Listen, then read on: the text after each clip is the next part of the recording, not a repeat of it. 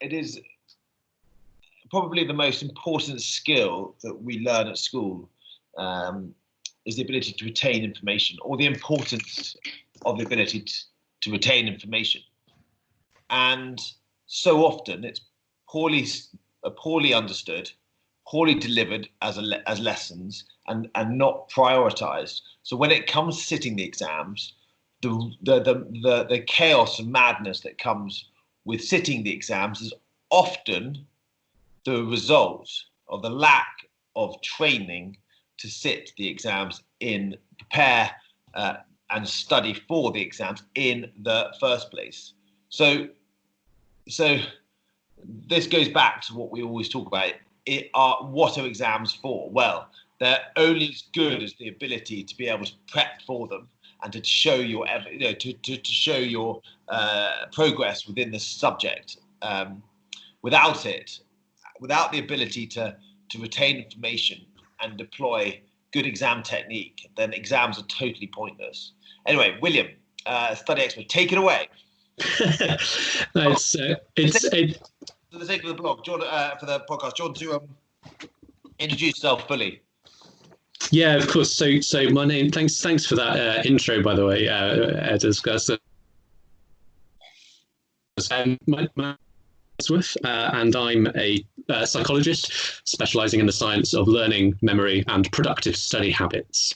I got my degree from Cambridge University about 10 or so years ago, when this new science of how to learn effectively was just starting to become relatively mainstream within science, but still hadn't really made it into mainstream education. What's been really interesting, and it's been such a privilege to be part of the journey, is that over the last 10 years, that message about how to learn effectively, how to study effectively, has started to get into schools, has started to get into students' hands. We're by no means there yet. There's some pioneering schools that teach this stuff very well. I'd say they're in a minority. There's still a long way to go in terms of making best practice common practice. And so I kind of do two things with my time. One is, in half of my life, I'm a scientist. I'm an active researcher.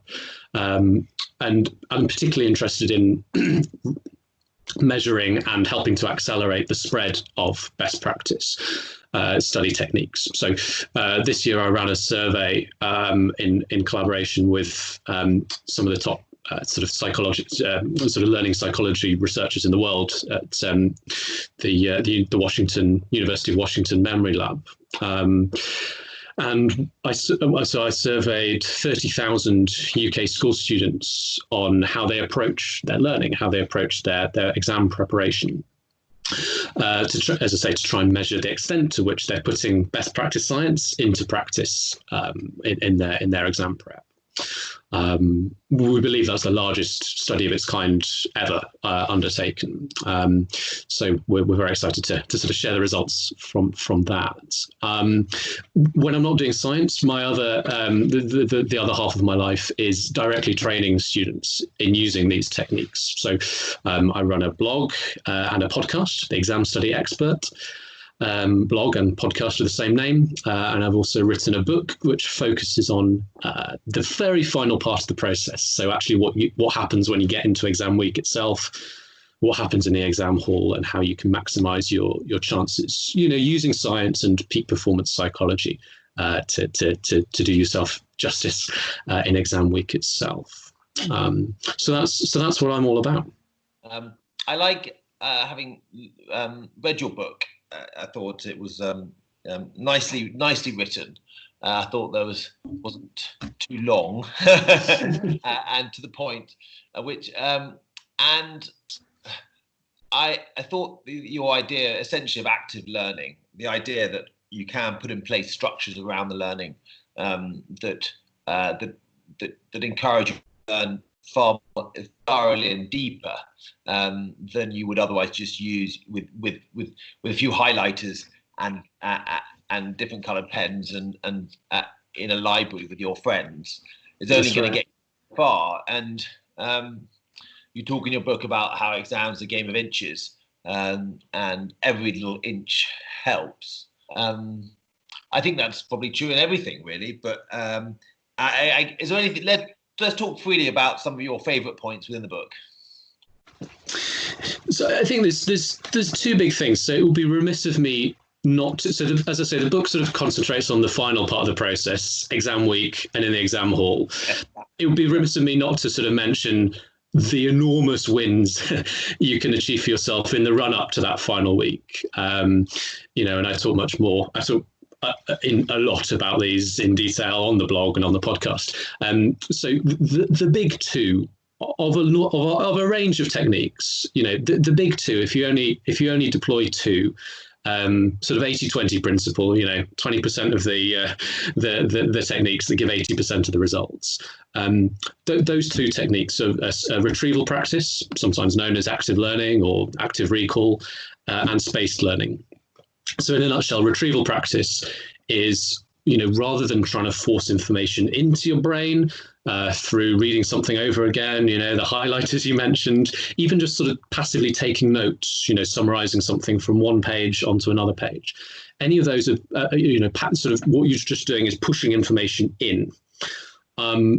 It's okay to start your revision process there, but it's far more effective if as soon as possible you can move on to retrieval practice-based techniques, where what you're doing is, rather than pushing information in, you're trying to pull it out as much as possible. So you're not rereading, you're not making notes, you're generating the facts, you're recalling the facts from cold. And of course, there's a range of ways you can do that. You can work through past paper questions. You can be using flashcards where you've got clear questions on the front, clear answer on the back. Great way to do it, my personal favorite. You can even just be taking completely blank sheets of paper and trying to summarize whatever you can remember about a topic.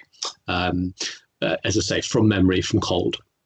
And then go back, give yourself feedback, go back and check what was in the notes, check you got it right, add on anything you've missed. If you're doing past paper questions, mark what you've done, find out where you went wrong, learn from that. If it's a flashcard, obviously you flip it over, check whether you got it right or not. So that's the final part of the process. You try and remember, then you give yourself feedback where you went wrong, where you went right, learn from the mistakes. That's retrieval practice. Incredibly powerful tool, and part of the problem is for getting it adopted by students is it is harder work than just reading something over or making some notes. It does require more effort, more energy, more input, and I think that's one of the big challenges, one of the big hurdles to overcome. You save yourself a lot more effort and energy in the long run. You cut down your study hours massively, or get far bigger bang for your buck for the hours you do put in when you start doing retrieval practice. But it is harder work in the moment. The other big tool is spaced learning. So that's simply not just spending all your, not just covering a topic once, but rather coming back to it multiple times on different days. So, this doesn't have to be about spending more hours, but it's on a given topic, but spreading those hours out. So, if you're planning to do an hour, say on, I don't know, medicine in Tudor times, rather than having that 1 hour on medicine in Tudor times planned into your revision timetable for, whatever it is, Tuesday, the 17th of May, take that hour and break it up. So maybe you do half an hour on that first day, 10 minutes on it the next day, 10 minutes on it later in the week, 10 minutes on it a couple of weeks later. Not necessarily increasing the overall time, but rather spreading it out. And ideally, when you come back to it on the next day, the next week, what you're doing is retrieval practice. So maybe you're spending some time going over the topic on the first day, familiarizing yourself with it. And then when you come back to it tomorrow, you're trying to do retrieval practice on it. That combination of retrieval practice and spaced learning, spaced out over time, we can summarize as being spaced retrieval practice. And that is the single most powerful way known to cognitive psychology to learn information, and incredibly powerful for any kind of academic discipline where you need to learn something, be it quotes in English, be it formulas for maths, be it the kind of the data and facts you need to know for science or medicine courses or whatever. So that's the prep dealt with. I think in terms of exam technique and what happens in the exam, I agree with your kind of summary. It's much less about, okay, here is the one technique, here's the two techniques that will transform everything. No, I think it's much more about an aggregation of lots and lots and lots of small wins. And it's the care and thought that you put into the detail that allow you to unlock this big win overall. So I'll pick out a couple of examples in terms of the biggest mistakes I most commonly see students making when they kind of get into exam week. I think the first is not having a clear plan for what they're going to do, both through the week and in the exam paper itself. I think there's a huge amount to be said for planning out your time, how you're going to spend your time in that exam week, figuring out when your papers are for each subject, and then figuring out when you're going to do your final prep for each subject and putting it all into the same timetable. It just removes a whole lot of stress, a whole lot of thought when you actually get into exam week, when you open your calendar up and you go, right, it's Monday morning, I've got a free morning, what am I supposed to be looking at? And you go, right, okay, I'm looking at my final history prep for my exam tomorrow afternoon. And then this afternoon, I'm going to be looking at my final maths preparation for my maths exam tomorrow morning.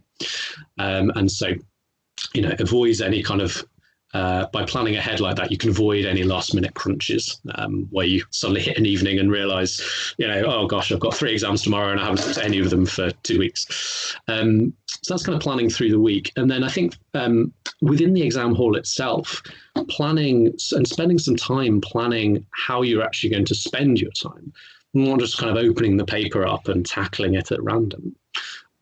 Because there's so much to be gained, I think, from tackling it in a sensible order and having a sensible game plan for how you approach it.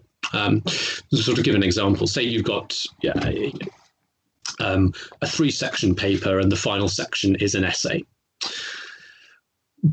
How most students would approach that, they'd start with section A, do section A, they'd move on to section B, and then they'd come to section C, hopefully with enough time to do a decent job on that final section essay. Maybe not. Maybe they're running short of time and they end up rushing it. For a number of reasons, much more sense to go straight to section C, plan that essay first, while you're fresh, while you've still got lots of energy, while you've still got all that creative juice bubbling. Get your thoughts down on paper, that plan for section C, the section C essay. And then go back and do section A and B. And then by the time you get to section C and you're writing up the essay, it doesn't matter if you're running a bit behind time. It doesn't matter if you're exhausted and knackered and stressed by that point in the exam. You've got a solid plan. It acts as your safety net and you can get it written up. The other benefit being that, psychologists know that your brain can be processing things even while you're not consciously thinking of them. So, what's happening when you plan your section C essay? Through all the time you then go back and work on your section A and section B, somewhere in the back of your brain, you'll be ticking over ideas on section C. You'll be coming up with more content you can write about. You'll be coming up with maybe even ways of, without kind of consciously thinking about it, maybe even ways of kind of phrasing particular bits of the essay.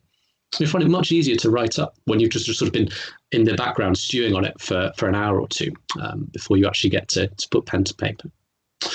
So look, those are just a couple of examples of some of the, I think there's a whole number of different kind of wins like that aggregate together to give you quite a substantial margin of advantage in the exam itself. So I think does your replies there do lend itself to perhaps more humanity regurgitation rather than the short questions on exams? Or just tell me a little bit different about exam structure, because that really defines one's own technique. If you've got lots of small questions or some big humanity questions, they're totally different. They're apples and pears. You can't compare them. Yeah, right. Which is why, I was trying to give a sort of clear example of how a paper might look. And, I don't think it's just humanity, A-level scientists, certainly university-level scientists have a lot of essays to write. The final question on a kind of A-level science paper is always a long essay. So you're absolutely right, though. There are so many different formats, and that's why there's no kind of one, I can't give you a formula for, this is how to approach every single paper. What I can offer are a set of general rules that may help you to come up with your own game plan for each paper you face. I think if it is just a series of, very short answer questions and you're relatively comfortable, then I think, there's a perfectly solid case for just starting at the beginning and working through to the end.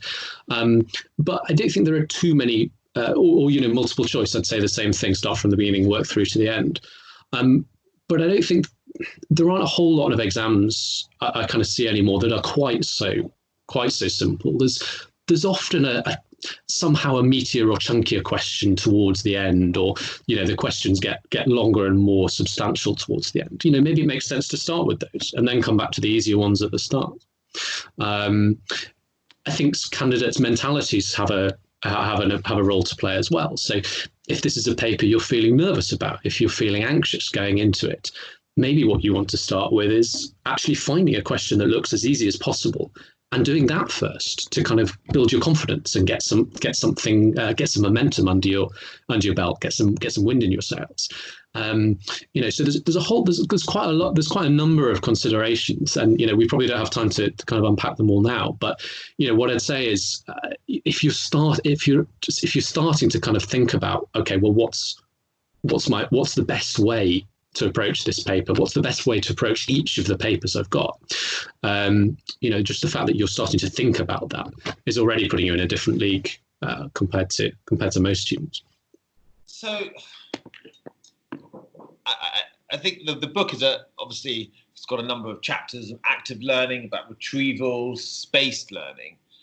I really actually want to get into the nuts and bolts, not of the active learning, but really your opinion on the value and I suppose taking this further about how you see a good exam doing its job. So if we're considering for the pupil, for the candidate now, we're talking for the candidate, how to maximize it. I'm now looking at the mirror image, because if you look at the mirror image, you can then probably, you get better or more X-ray, you get X-ray glasses. Yeah, that's right. What do you think makes or constitutes, what are the sort of, half a dozen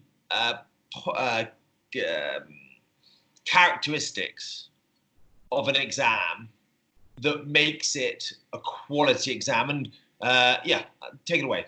Yeah. So, I'll start with the why. Why do students have to sit exams? My philosophy has always been they're part of the system we work in.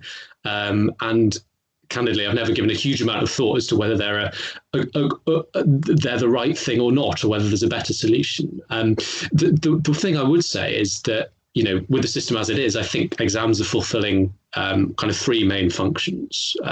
The first is as a motivator for students to engage with work through the year, and I live with teachers in my family, my wife, and so forth, and you only have to look at what's happened now, particularly to the exam years, particularly to year 11. And for a lot of students, even students that are sort of relatively conscientious and engaged normally through the year, as soon as you take away that exam that they've been working towards for 3 years in a lot of cases, their willingness to engage with academia generally just kind of falls off a cliff. All their focus was on getting through these exams, and now all of a sudden they're faced with a world where they don't have to sit their exam. They're just being asked to do learning for learning's sake, and for a lot of them, that situation hasn't served them well. Now, it may be there's another way than an exam to provide that kind of external focus and drive and motivation, but for sure, in the system we've got at the moment, exams are playing a big role in that. I think the second big thing they do is they're a leveler, and this, perhaps gives a few clues as to the answer to your question. What does an ideal exam look like? Well, I think it should be an exam in which everyone has a fair chance. regardless of their kind of their background or specific sort of extraneous disadvantages and disabilities. And I know exam boards have worked really hard over the past kind of couple of decades in particular to try and design a system which doesn't disadvantage people if they're dyslexic or have a broken arm, or even doesn't disadvantage people if they're a girl or a boy. We know there are gender differences, for example. Girls tend to do slightly better on longer answer written prose type questions. Boys tend to prefer multiple choice questions. So what I see now on the kind of, take GCSE science for example, there's now a mix of both of those, and in a way that there wasn't even when I was sort of sitting GCSEs 15 or so years ago. The other kind of point around that is while we're sort of talking about good exam script design, there's a small but noble academic literature on what makes for good exam script design. And, it's things like how much space you give to students to provide a certain answer. If you give them too little space, they take that as a signal that they don't need to write very much. If you give them too much space, some of them take that as a signal that they need to waffle and fill the space with junk. So, the modern scripts now tend to have a sort of almost a recommended amount of space. Maybe there's 3 lines, that's sort of almost the implicit recommended number of lines you write on. But then they'll provide a few extra lines for candidates that run over and label that as extra space, making it clear that students aren't expected to fill that. The examiners starting to think very carefully about these sort of clues and hints they give to students, how they can give the right signals to candidates to help them engage in the question, give them the best chance possible of engaging in the question. This even goes down to stupid stuff like, on the face of it might sound stupid sounding stuff like typography. If you've got a question where in the question, candidates really need to understand that the examiners put the question in the negative. Maths question: how many balls are not red? If you run the experiment with and without the word not bolded, you can see, an astonishing difference in how many candidates get that question right or wrong, just depending on whether you put the word not in bold. So all this kind of attention to detail to get a script that candidates can really engage with. The double. We have a great history in the UK of debate and discussion and giving marks for the act of putting for and against points. And I think that goes probably back to Shakespeare's time. Right. And that there's probably a more scientific word for it. We do give a lot of credibility for show your markings and also show your debate, and that's where the value is. And certainly, I talk about A levels in particular and degrees and whatever. So. Yeah. I think we this country is very, very good. I think we are the best in the world at having pragmatic exams, and that's why we export our exams around the world. It's such a great exporter for the UK, and will continue to be so. This coronavirus season has brought a great deal of questioning around the whole exercise of exams. And I'm going to talk about the relationship between exams and the school year, because it's this point that I think there needs to be a lot of work on. I'm agreeing with you that a good exam is a well-delivered exam is an important part of learning. It's an important part of testing, and it's very useful for the pupil. In this country, I think we've distanced ourselves away from the whole academic year, and the summer most of the summer exams, because it is top down. This is my opinion. It's top down, democratic, and not pupil led. In fact, it's school and institutional led. So by cancelling these exams, all you've done is shown that institutions and schools are not on your side.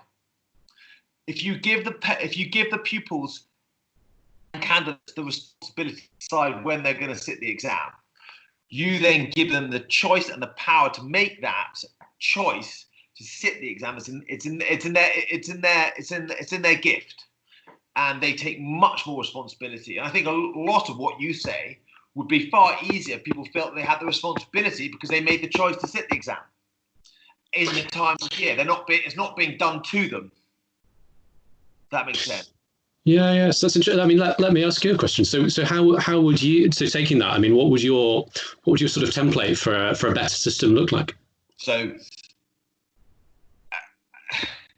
responsibility of allowing the pupil, obviously with guidance, to be able to choose when in the year. And I'm not saying change the whole academic year in the school. I'm saying choose when pupils can sit the exam. Now, examples, that's ridiculous because you've got to have darts of exams. You've got to have periods when the school set up exams. I think I can see their way of thinking because that's their paradigm. If we found a way, which certainly for a lot of exams, there can be computer-based exams. And once we start doing computer-based exams, we can have auto AI-generated questions. And if you want to do it by hand, as in written exams, then the auto-generating artificial intelligence of questions can mean that you don't need to sit the marking through the. Do you see? Suddenly you've got a computer to set the questions. You've got artificial intelligence to set the questions, so you don't need to have the full year to prep the questions from the last 5 years. Do you see? And we can train the model because it is question setting is only a model, right? So if you give pupils the opportunity to sit exam when they want in the year, you radically change the attitude to which pupils sit down and want to tackle the exam, and that schools and exams should be two totally separate things, totally separate, almost to the point where you go away and do exams, somewhere else. Okay, so it's not done to you by the school, which has paternal, maternal, care. It has maternity. It has a whole range of other things that goes on in the school, sporting, friendships. Do you see? So schools are being done to you. I'm just trying to dislocate those two things, and I think if you do that, you radically improve the drive in which pupils want to sit the exams and go about it. I mean, certainly there are a few more powerful ways to demotivate someone than absolutely forcing them to do something they don't want to do. Yeah, exactly. I mean, and give them the opportunity to choose when they want to do the exam, and I can tell you it will radically change pupils' behaviour. And I accept that it's a complex relationship between exams and schools and exam boards, the three exam boards, schools, pupils and parents. It's a complex and it's been going for hundreds of years. So I'm not saying unwind it. I'm saying let's start to chip away and say, right, some exams can be done computer-based, or computer can generate a question and it can be marked, or there's a whole range of doing it, but it can be done through the year. There's a number of things you can chip away at. Certainly foundation maths, you can start doing that on a computer-based exam. So the more skills-based, some of the English language. And what we're really doing, the overarching thing on this is driving accessibility. If you give access, if you drive accessibility, you drive confidence, you drive opportunity, and you drive motivation, then everything else falls behind. This cancer of exams just shows how completely toxic the exam crisis is. No different from the banking crisis in 2008, 9, 10. Yeah, it's been tough on students, and I've seen that in the flesh, and from both sides of both sides of the table, you know, the teachers and the students. It's been tough for a lot. But do you have an opinion on those points I just said? Yeah, no, I mean, I like your vision for the future. It sounds very exciting to me. What would you look? What's your perfect vision for the future for exams in the UK? Yeah, Ed, you're much more a visionary than I am. You know, I'm a humble psychologist, and I apply my tools to whatever system we're faced with today to help us navigate that system. Yes. Okay. All right. So,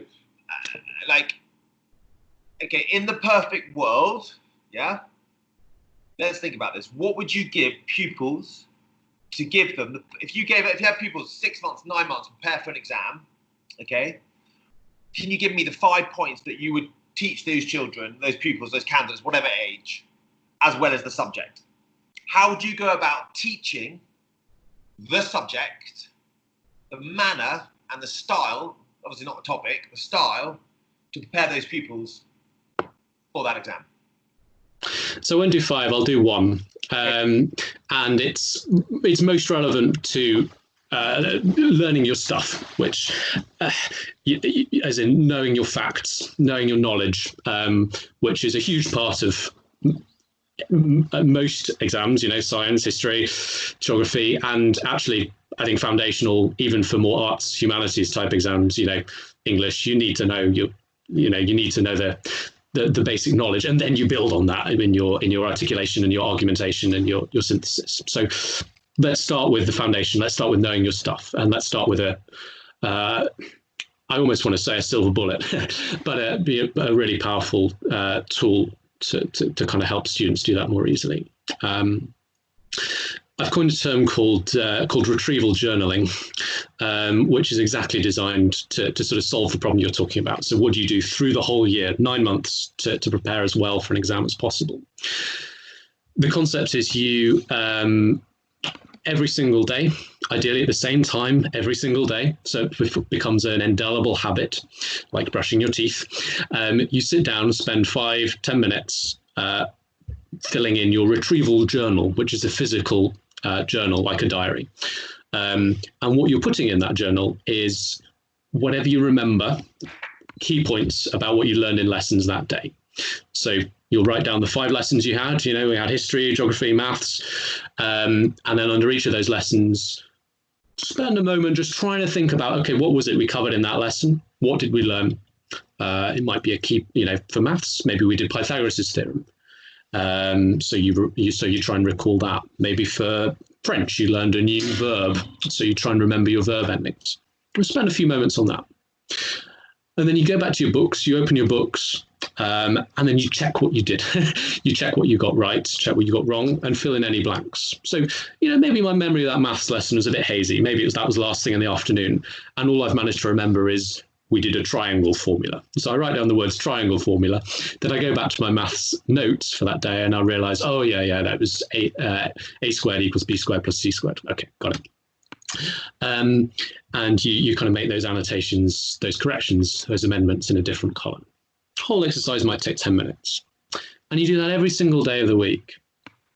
If you're keen, if you're ambitious, you can do another one. You do a weekly slot, maybe an hour on a Saturday morning, where you do the same thing, but you look across the whole week. So you go, okay, what did we learn from every subject this week? That does 2 things for you. One, particularly if you do the bonus version of that, where you're doing a daily session and a weekly session, that's 2 fantastic pieces of spaced retrieval practice you're getting on every single lesson you had. It's almost like, you know, I know as teachers, you know, you can sometimes feel like you're pouring knowledge in and then it's just dropping straight out the bottom. You know, what this does when the student's doing that kind of retrieval practice is you're turning the key in the lock and you're keeping the knowledge in there. So you're pouring the information in and it's staying there, it's sticking. But it's more than that. It's not just about the kind of post hoc benefit of solidifying and consolidating what you've learned. There's also a kind of an a priori benefit as well, looking ahead to the next lessons. When you know even on a subconscious level, that you'll later be testing yourself. You'll be later accountable to yourself to try and write down and remember what you were covering in that lesson. It boosts your motivation. It boosts your engagement. You pay attention more because you know you'll be accountable to yourself to try and remember something from that lesson later. It keeps you focused, and it keeps your mind and memory as engaged as possible. So if there's one thing I'd say throughout the whole school year, I'd say retrieval journaling would be my number one tip. Okay, William, that's great. We've talked a lot, and it's been highly informative. Thank you very much for your time. If you have more questions for William and you listen to this, and do drop William a message, and lots of his quality advice is on his blogs, on a list of blogs, which I'll share. I thank you very much, William, for your time. It's been a great pleasure. Thank you very much. Speak later. Bye-bye. Cheers. Bye-bye.